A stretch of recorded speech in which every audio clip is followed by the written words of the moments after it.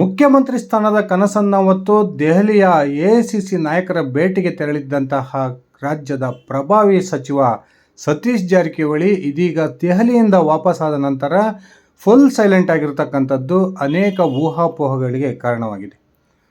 ರಾಜ್ಯದ ಮುಖ್ಯಮಂತ್ರಿ ಸಿದ್ದರಾಮಯ್ಯನವರು ಮೂಢ ಸಂಕಷ್ಟದಲ್ಲಿ ಸಿಲುಕಿರ್ತಕ್ಕಂಥ ಈ ಸಂದರ್ಭದಲ್ಲಿ ಅನಿವಾರ್ಯವಾಗಿ ಮುಖ್ಯಮಂತ್ರಿ ಸಿದ್ದರಾಮಯ್ಯನವರು ತಮ್ಮ ಸ್ಥಾನಕ್ಕೆ ರಾಜೀನಾಮೆಯನ್ನು ಕೊಡ್ತಕ್ಕಂಥ ಸಂದರ್ಭ ಒದಗಿ ಬಂದರೆ ಆಗ ರಾಜ್ಯದ ಮುಂದಿನ ಮುಖ್ಯಮಂತ್ರಿಯಾಗಿ ನಾನು ಆಗಬೇಕು ಅಂತಕ್ಕಂಥ ಕನಸನ್ನು ಹೊತ್ತು ಅದರ ನಿಟ್ಟಿನಲ್ಲಿ ಪ್ರಯತ್ನಕ್ಕೆ ಕೈ ಹಾಕಿದ್ದಂತಹ ಸತೀಶ್ ಜಾರಕಿಹೊಳಿ ಪದೇ ಪದೇ ಕಾಂಗ್ರೆಸ್ನ ಹಿರಿಯ ಸಚಿವರು ಹಾಗೂ ಹೈಕಮಾಂಡ್ನ ನಾಯಕರ ಭೇಟಿ ಆಗ್ತಾ ಇರ್ತಿದ್ದನ್ನು ನಾವೆಲ್ಲ ನೋಡ್ತಾನೆ ಬಂದಿದ್ವಿ. ಮೊನ್ನೆ ತಾನೇ ದೆಹಲಿಗೆ ಹೋಗಿ ಕಾಂಗ್ರೆಸ್ನ ಹೈಕಮಾಂಡ್ ನಾಯಕರೊಂದಿಗೆ ಮೀಟಿಂಗನ್ನು ಮಾಡಿ ವಾಪಸ್ಸಾಗಿದ್ದಂತಹ ಸತೀಶ್ ಜಾರಕಿಹೊಳಿ ಮತ್ತೊಮ್ಮೆ ಈ ರಾಜ್ಯದಲ್ಲಿ ಡಿ.ಕೆ. ಶಿವಕುಮಾರ್ ಮತ್ತು ಜಿ. ಪರಮೇಶ್ವರ್ ಅವರೊಂದಿಗೆ ರಹಸ್ಯ ಸಭೆಗಳನ್ನು ನಡೆಸಿ ಯಾರಿಗೂ ಸಹ ತಿಳಿದ ಹಾಗೆ ದೆಹಲಿಗೆ ಮತ್ತೊಮ್ಮೆ ಪ್ರವಾಸವನ್ನು ಕೈಗೊಂಡು ಹೈಕಮಾಂಡ್ ನಾಯಕರ ಭೇಟಿಯಾಗಿದ್ದು ತೀವ್ರ ಕುತೂಹಲಕ್ಕೆ ಕಾರಣ ಆಗಿತ್ತು. ದೆಹಲಿಗೆ ಹೋಗಿ ವಾಪಸ್ ಬಂದ ನಂತರ ಯಾವೊಬ್ಬ ಮಾಧ್ಯಮಗಳ ಪ್ರತಿನಿಧಿಗಳಿಗಾಗಲಿ ತನ್ನ ಅತ್ಯಾಪ್ತ ಬಳಗದವರಿಗಾಗಲಿ ಸಂಪರ್ಕಕ್ಕೆ ಸಿಗದೇ ಇರತಕ್ಕಂಥ ಸತೀಶ್ ಜಾರಕಿಹೊಳಿ ಅವರ ಬಗ್ಗೆ ಈಗ ಅನೇಕ ಗುಸುಗುಸುಗಳು ಹುಟ್ಕೊಂಡಿದ್ದಾವೆ. ನಿಜಕ್ಕೂ ಕೂಡ ದೆಹಲಿಯ ಭೇಟಿಯ ಸಂದರ್ಭದಲ್ಲಿ ಸತೀಶ್ ಜಾರಕಿಹೊಳಿ ಅವರಿಗೆ ಹೈಕಮಾಂಡ್ ನಾಯಕರು ಕೊಟ್ಟಿರ್ತಕ್ಕಂಥ ಆ ಒಂದು ಸೂಚನೆ ಅಂದರೂ ಏನು, ಹೈಕಮಾಂಡ್ ನಾಯಕರು ಸತೀಶ್ ಜಾರಕಿಹೊಳಿ ಅವರಿಗೆ ಬಹುದೊಡ್ಡ ಶಾಕನ್ನು ಕೊಟ್ಟಿದ್ದಾರೆ. ಅದೇ ಕಾರಣಕ್ಕೆ ಸತೀಶ್ ಜಾರಕಿಹೊಳಿ ಅವರು ಇದೀಗ ಯಾರ ಸಂಪರ್ಕಕ್ಕೂ ಸಿಗದೆ ಸೈಲೆಂಟ್ ಆಗಿದ್ದಾರೆ ಅನ್ನುವ ಪ್ರಶ್ನೆಗಳು ರಾಜ್ಯದ ಕಾಂಗ್ರೆಸ್ ವಲಯದಲ್ಲಿ ಕೇಳಿ ಬರ್ತಾ ಇದ್ದಾವೆ. ಬನ್ನಿ ಸ್ನೇಹಿತರೆ, ನಿಜಕ್ಕೂ ದೆಹಲಿಯ ಭೇಟಿಯ ಸಂದರ್ಭದಲ್ಲಿ ಹೈಕಮಾಂಡ್ ನಾಯಕರು ಮತ್ತು ಸತೀಶ್ ಜಾರಕಿಹೊಳಿ ಅವರ ನಡುವೆ ನಡೆದಿರ್ತಕ್ಕಂಥ ಆ ಮಾತುಕತೆ ಆದರೂ ಏನು, ಹೈಕಮಾಂಡ್ ನಾಯಕರು ಸತೀಶ್ ಜಾರಕಿಹೊಳಿ ಅವರಿಗೆ ಏನು ಸೂಚನೆಯನ್ನು ಕೊಟ್ಟಿದ್ದಾರೆ ಅನ್ನೋದನ್ನು ತಿಳ್ಕೊಂಡು ಬರೋಣ. ಅದಕ್ಕಿಂತ ಮುಂಚೆ ನೀವು ನನ್ನ ಇಟ್ಗೆ ಹೇಮಂತ್ ಯೂಟ್ಯೂಬ್ ಚಾನಲ್ಗೆ ಸಬ್ಸ್ಕ್ರೈಬ್ ಮಾಡ್ಕೊಂಡಿಲ್ಲ ಅಂದರೆ ದಯವಿಟ್ಟು ಸಬ್ಸ್ಕ್ರೈಬ್ ಮಾಡಿಕೊಂಡು ಬೆಲ್ ಬಟನನ್ನು ಕ್ಲಿಕ್ ಮಾಡಿ. ನಾನು ಕೊಡ್ತಕ್ಕಂಥ ಮಾಹಿತಿ ನಿಮಗೆ ಇಷ್ಟ ಆಗಿದ್ದರೆ ಈ ವಿಡಿಯೋಗೆ ಲೈಕ್ ಮಾಡಿ, ಶೇರ್ ಮಾಡಿ, ಕಮೆಂಟ್ ಮಾಡಿ. ಸ್ನೇಹಿತರೆ, 135ಕ್ಕೂ ಹೆಚ್ಚು ಶಾಸಕರ ಬಲವನ್ನು ಹೊಂದಿರತಕ್ಕಂಥ ರಾಜ್ಯದ ಕಾಂಗ್ರೆಸ್ ಸರ್ಕಾರದ ಪ್ರಶ್ನಾತೀತ ನಾಯಕ ಸಿದ್ದರಾಮಯ್ಯ ಅಂದರೆ ತಪ್ಪಾಗೋದಿಲ್ಲ. ಇದೀಗ ತಮ್ಮ ಸುದೀರ್ಘ ರಾಜಕೀಯ ಜೀವನದಲ್ಲಿ ಒಂದೇ ಒಂದು ಕಪ್ಪು ಚುಕ್ಕಿ ಇಲ್ಲದಂತೆ ರಾಜಕಾರಣವನ್ನು ಮಾಡ್ಕೊಳ್ತಾ ಬಂದಿದ್ದಂಥ ಸಿದ್ದರಾಮಯ್ಯನವರ ವಿರುದ್ಧವಾಗಿ ಎರಡು ಪ್ರಮುಖ ಹಗರಣಗಳ ಕೇಳಿ ಬರ್ತಾ ಇದ್ದಾವೆ. ಈ ಸಂದರ್ಭದಲ್ಲಿ ಸಿದ್ದರಾಮಯ್ಯನವರ ಕುಟುಂಬಸ್ಥರೇ ಭಾಗಿಯಾಗಿದ್ದಾರೆ ಅನ್ನಲಾಗ್ತಕ್ಕಂಥ ಒಂದು ಮೂಢ ಹಗರಣ ಇದೀಗ ಹೈಕೋರ್ಟ್ನ ತೀರ್ಪಿನ ಒಂದು ನಿರೀಕ್ಷೆಯಲ್ಲಿದ್ದು, ಒಂದು ವೇಳೆ ಸಿದ್ದರಾಮಯ್ಯನವರ ವಿರುದ್ಧವಾಗಿ ಹೈಕೋರ್ಟ್ನಲ್ಲಿ ಏನಾದರೂ ತೀರ್ಪು ಹೊರಗೆ ಬಂದಿದ್ದೆ ಆದರೆ ಆಗ ಸಿದ್ದರಾಮಯ್ಯನವರು ತಮ್ಮ ಮುಖ್ಯಮಂತ್ರಿ ಸ್ಥಾನಕ್ಕೆ ರಾಜೀನಾಮೆಯನ್ನು ಕೊಡ್ತಕ್ಕಂಥದ್ದು ಬಹುತೇಕ ಫಿಕ್ಸ್ ಎನ್ನುವ ಮಾತುಗಳು ಕೂಡ ಕೇಳಿ ಬರ್ತಾ ಇದ್ದಾವೆ. ಇದೇ ಸಂದರ್ಭದಲ್ಲಿ ಸಿದ್ದರಾಮಯ್ಯನವರಿಂದ ತೆರವಾಗಬಹುದಾದಂತಹ ಮುಖ್ಯಮಂತ್ರಿಯ ಕುರ್ಚಿಗೆ ಈಗಾಗಲೇ ಕಾಂಗ್ರೆಸ್ನ ಅನೇಕ ನಾಯಕರು ಪ್ರಯತ್ನವನ್ನು ಮುಂದುವರೆಸಿದ್ದು ರಾಜ್ಯದ ಮುಖ್ಯಮಂತ್ರಿ ಆಗಬೇಕು ಅನ್ನುವ ಕನಸನ್ನು ಇಟ್ಕೊಂಡಿದ್ದಾರೆ. ಈ ಅನೇಕ ಕಾಂಗ್ರೆಸ್ ನಾಯಕರಲ್ಲಿ ಅತ್ಯಂತ ಮುಂಚೂಣಿಯಲ್ಲಿರ್ತಕ್ಕಂಥವರು ಸಿದ್ದರಾಮಯ್ಯನವರ ಅತ್ಯಾಪ್ತ ಬಳಗದಲ್ಲಿ ಗುರುತಿಸಿಕೊಂಡಿರ್ತಕ್ಕಂಥ ಸಿದ್ದರಾಮಯ್ಯನವರ ಪರಮಾಪ್ತ ಗೆಳೆಯ ಸತೀಶ್ ಜಾರಕಿಹೊಳಿ ಅವರು ಒಬ್ಬರು ಅಂದರೆ ತಪ್ಪಾಗೋದಿಲ್ಲ. ಈಗಾಗಲೇ ಅಹಿಂದ ನಾಯಕತ್ವವನ್ನು ವಹಿಸ್ಕೊಳ್ಳೋದಕ್ಕೆ ರೆಡಿಯಾಗಿ ರಾಜ್ಯದ ಕಾಂಗ್ರೆಸ್ ನಾಯಕರನ್ನು ಪದೇ ಪದೇ ಭೇಟಿ ಮಾಡ್ತಿರ್ತಕ್ಕಂಥ ಸತೀಶ್ ಜಾರಕಿಹೊಳಿ ಅವರು ತಾನು ಮುಖ್ಯಮಂತ್ರಿ ಆಗೋದಕ್ಕೆ ಏನೆಲ್ಲ ಸಿದ್ಧತೆಗಳು ಬೇಕೋ ಅದನ್ನೆಲ್ಲ ಮಾಡ್ಕೊಳ್ತಾ ಇದ್ದಾರೆ. ಒಂದು ಕಡೆ ರಾಜ್ಯದ ಕಾಂಗ್ರೆಸ್ನಲ್ಲಿರ್ತಕ್ಕಂಥ ಎರಡೂ ಬಣಗಳ ನಾಯಕರನ್ನು ಭೇಟಿಯಾಗೋದ್ರ ಮೂಲಕ ಆ ಎರಡೂ ಬಣಗಳ ನಾಯಕರ ಒಂದು ವಿಶ್ವಾಸವನ್ನು ಪಡೀತಕ್ಕಂಥ ಪ್ರಯತ್ನಕ್ಕೂ ಕೂಡ ಸತೀಶ್ ಜಾರಕಿಹೊಳಿ ಅವರು ಕೈ ಹಾಕಿದ್ದಾರೆ ಅಂದರೆ ತಪ್ಪಾಗೋದಿಲ್ಲ. ಇನ್ನೊಂದು ಕಡೆ ಪದೇ ಪದೇ ಹೈಕಮಾಂಡ್ ನಾಯಕರ ಭೇಟಿಯಾಗೋದ್ರ ಮೂಲಕ ಸಿದ್ದರಾಮಯ್ಯನವರು ಕುರ್ಚಿಯಿಂದ ಕೆಳಗಿಳಿದ್ರೆ ನಾನೇ ರಾಜ್ಯದ ಮುಖ್ಯಮಂತ್ರಿ ಆಗ್ತಕ್ಕಂಥ ಅನಿವಾರ್ಯತೆ ಏನಿದೆ ಅನ್ನೋದನ್ನು ಕೂಡ ಸ್ಪಷ್ಟವಾಗಿ ಹೈಕಮಾಂಡ್ ನಾಯಕರಿಗೆ ವಿವರಿಸಿದ್ದಾರೆ ಅನ್ನುವ ಮಾತುಗಳು ಕೂಡ ಕೇಳಿ ಬರ್ತಾ ಇದ್ದಾವೆ. ಮೊನ್ನೆ ದೆಹಲಿಗೆ ಹೋದಂಥ ಸಂದರ್ಭದಲ್ಲಿ ನೇರವಾಗಿ ರಾಹುಲ್ ಗಾಂಧಿ ಮತ್ತು ಎಐಸಿಸಿಯ ಪ್ರಧಾನ ಕಾರ್ಯದರ್ಶಿ ಆಗಿರ್ತಕ್ಕಂಥ ಕೆ.ಸಿ. ವೇಣುಗೋಪಾಲ್ ಅವರ ಜೊತೆ ಸುಮಾರು 25 ನಿಮಿಷಕ್ಕೂ ಹೆಚ್ಚು ಕಾಲ ಒಂದು ರಹಸ್ಯ ಸಭೆಯನ್ನು ನಡೆಸೋದ್ರ ಮೂಲಕ ಸತೀಶ್ ಜಾರಕಿಹೊಳಿ ಅವರು ರಾಜ್ಯದ ಕಾಂಗ್ರೆಸ್ ಸಂಘಟನೆಗೆ ನನ್ನಿಂದ ಏನೆಲ್ಲ ನೀವು ಅಪೇಕ್ಷೆಯನ್ನು ಮಾಡ್ತೀರೋ ಆ ಎಲ್ಲ ಅಪೇಕ್ಷೆಗಳನ್ನು ನಾನು ಈಡೇರಿಸೋದಕ್ಕೆ ಸಿದ್ಧ, ರಾಜ್ಯದಲ್ಲಿ ಪಕ್ಷದ ಸಂಘಟನೆಗಾಗಿ ನಾನು ತನು ಮನ ಧನ ಸಹಕಾರವನ್ನು ಕೂಡ ಕೊಟ್ಟು ರಾಜ್ಯದಲ್ಲಿ ಪಕ್ಷವನ್ನು ಸಂಘಟನೆ ಮಾಡ್ತೀನಿ ಎನ್ನುವ ಮಾತನ್ನು ಹೇಳಿದರು.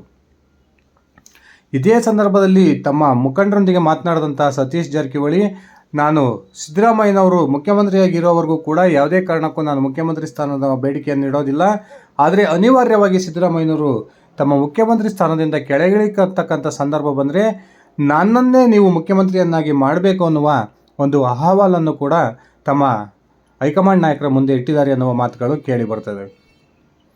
ಸತೀಶ್ ಜಾರಕಿಹೊಳಿ ಅವರು ಈಗ ಹೇಳಿದಂಥ ಎಲ್ಲ ಅಹವಾಲುಗಳನ್ನು ಅತ್ಯಂತ ಶಾಂತಿಯುತವಾಗಿ ಕೇಳಿದಂತಹ ರಾಹುಲ್ ಗಾಂಧಿ ಅವರು ಕೊನೆಗೆ ಪ್ರತಿಕ್ರಿಯೆಯನ್ನು ನೀಡಿದರು. ರಾಜ್ಯದ ಮುಖ್ಯಮಂತ್ರಿ ಹಾಗೂ ಮುಖ್ಯಮಂತ್ರಿಯ ಬದಲಾವಣೆ ವಿಚಾರಕ್ಕೆ ಸಂಬಂಧಪಟ್ಟಂಥ ತೀರ್ಮಾನವನ್ನು ನಮ್ಮ AICC ಅಧ್ಯಕ್ಷರಾಗಿರ್ತಕ್ಕಂಥ ಮಲ್ಲಿಕಾರ್ಜುನ್ ಖರ್ಗೆ ಅವರು ತೆಗೆದುಕೊಳ್ತಾರೆ. ನಿಮ್ಮ ರಾಜ್ಯದ ಸಂಪೂರ್ಣ ಹೊಣೆಯನ್ನು ನಾವು ಮಲ್ಲಿಕಾರ್ಜುನ್ ಖರ್ಗೆ ಅವರಿಗೆ ಬಿಟ್ಟಿದ್ದೀವಿ ಎನ್ನುವ ಮಾತನ್ನು ಹೇಳೋದ್ರ ಮೂಲಕ ಸತೀಶ್ ಜಾರಕಿಹೊಳಿ ಅವರಿಗೆ ಬಹುದೊಡ್ಡ ಶಾಕನ್ನು ರಾಹುಲ್ ಗಾಂಧಿ ಕೊಟ್ಟರು ಅಂತಕ್ಕಂಥ ಮಾತುಗಳು ಇದೀಗ ಕಾಂಗ್ರೆಸ್ ವಲಯದಿಂದ ಕೇಳಿ ಬರ್ತಾ ಇದ್ದಾವೆ.